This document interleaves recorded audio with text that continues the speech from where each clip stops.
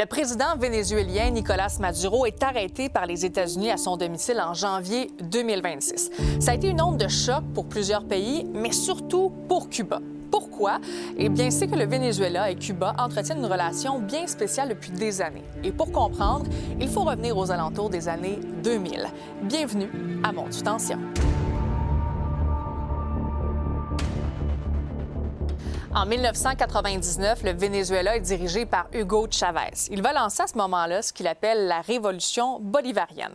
C'est un projet politique de gauche. Le président décide aussi de nationaliser le pétrole et le vent de changement au Venezuela provoque des tensions avec les États-Unis et ça s'est accentué quand Nicolás Maduro a succédé à Hugo Chávez en 2013. Revenons au tournant des années 2000. À Cuba, Fidel Castro est toujours au pouvoir. Le pays a encore de la difficulté à se remettre de la chute de l'Union soviétique. C'était en 1991, parce que l'éclatement de l'ex-URSS a privé Cuba de son principal soutien économique, l'Union soviétique qui a aidé le pays pendant une trentaine d'années.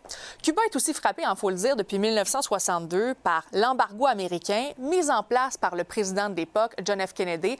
Good evening, my fellow citizens. Pour répondre notamment au rapprochement avec l'ex-URSS. This government, as promised, has maintained the closest surveillance of the Soviet military buildup on the island of Cuba.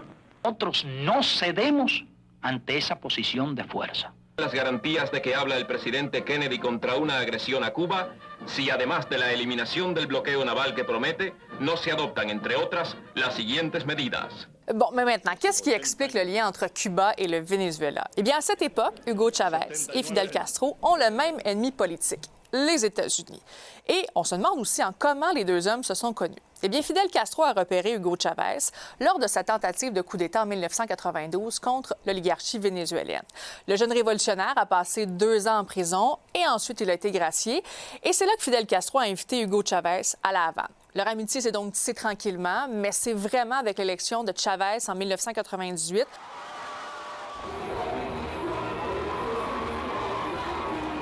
que les deux présidents ont commencé à se voir plus souvent. Hugo Chávez a toujours vu Fidel Castro comme son mentor et ils se sont donc forgé une alliance sous le regard, bien sûr, des États-Unis.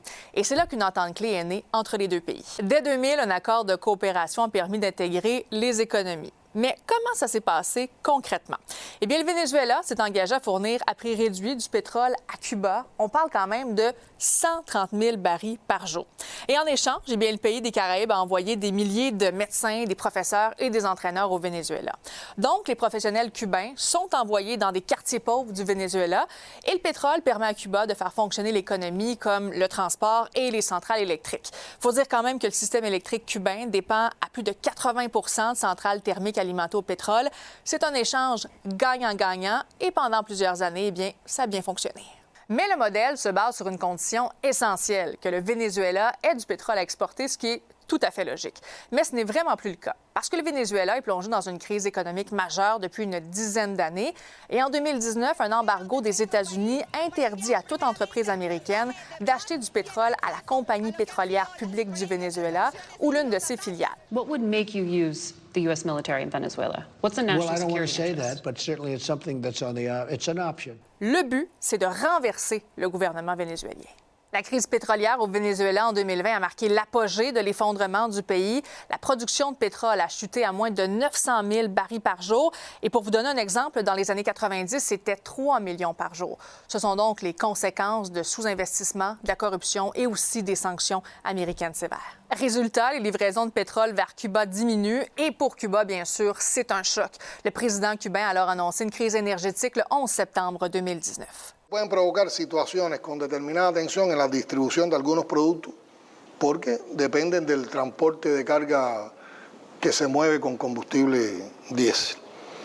En el transporte obrero y público, que ya de hecho las tenemos en estos días, las hemos tenido. Et depuis l'arrestation et la chute du président vénézuélien Nicolás Maduro en janvier 2026 par les États-Unis, le Venezuela ne fournit plus de pétrole à Cuba. L'île fait donc face à une grave crise énergétique. On parle de pénurie de carburant, coupure d'électricité à répétition, transport ralenti, activité économique paralysée. Dans ce contexte, chaque baril de pétrole compte. Les États-Unis, de leur côté, continuent d'accentuer la pression. Washington veut isoler économiquement Cuba et le Venezuela, qu'ils considèrent comme des régimes autoritaires. Castro regime was brutal, but they lived off Venezuela. Now they don't live off Venezuela. Sends them no energy, no fuel, no oil, no money, no nothing. They lived without Venezuela. They couldn't have made it, and we cut them off from everything else. Maybe a friendly takeover. It may not be a friendly takeover. It wouldn't matter because they're down. Et pour Cuba, eh bien, c'est une situation très fragile, surtout que l'économie est déjà affaiblie. Officiellement, la Havane et Caracas continuent d'afficher une solidarité totale. Mais disons que la relation, elle est vraiment sous tension parce que Cuba dépend encore fortement du Venezuela et le Venezuela n'a vraiment plus les moyens d'aider comme avant. Cette alliance qui fut un symbole de résistance, eh bien aujourd'hui, c'est un test de survie. Pourquoi? Survie économique pour Cuba, survie politique aussi pour le Venezuela. Et la question maintenant est simple. Est-ce que cette relation peut se maintenir malgré les tensions actuelles?